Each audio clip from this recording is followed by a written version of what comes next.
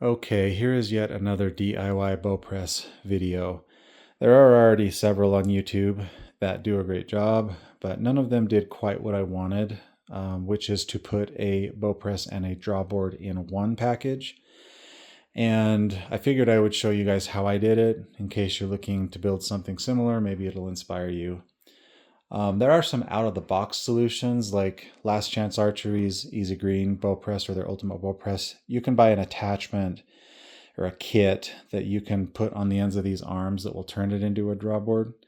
But once you buy the kit and the press and shipping and taxes, it can, come close to $1,000. And I figured I could do it for a lot cheaper. And I did. I think I spent maybe 130, 140 bucks total on this. So I'll show you the bow press portion first, and then I'll show you how I did the drawboard. The bow press honestly is very similar to most of the bow presses videos you'll find for DIY, but I'll walk you quickly through how I did it. On the end here is the wheel. You can use anything here that will give you some rotation.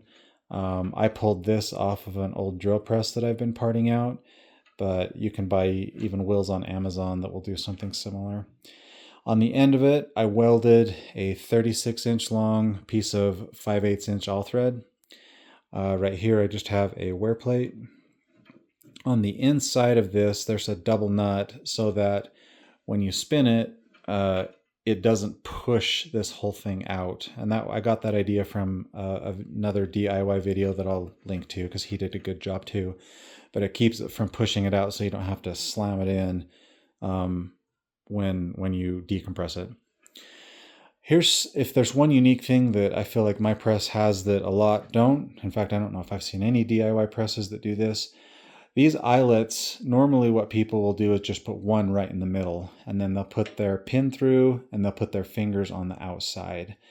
I wanted a little bit more stability, so I put two eyelets, and the pin goes through, and then I put my fingers on the inside so that I just feel like it's a little bit more stable.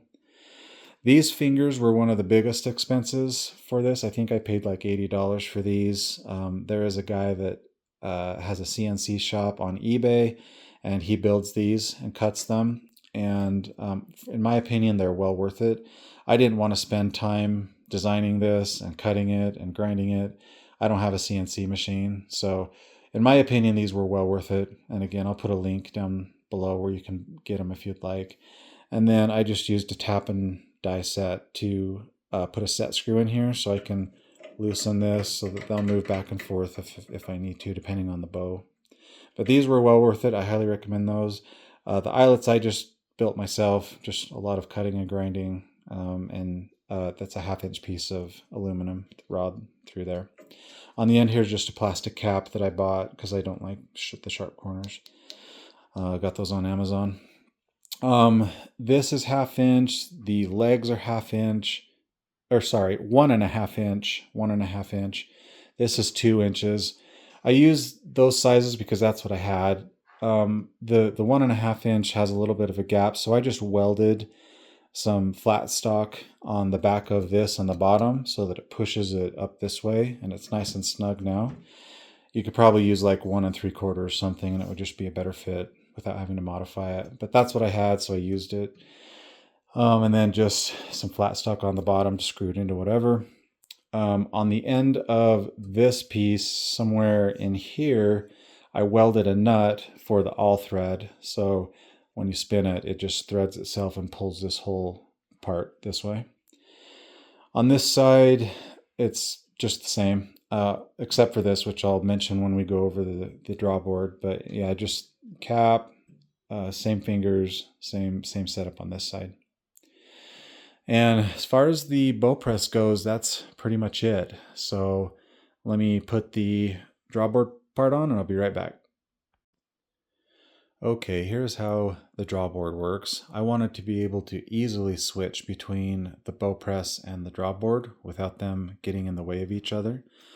So what I did is I found this simple boat winch on Amazon, and I found one that fit nicely between the eyelets for the pin.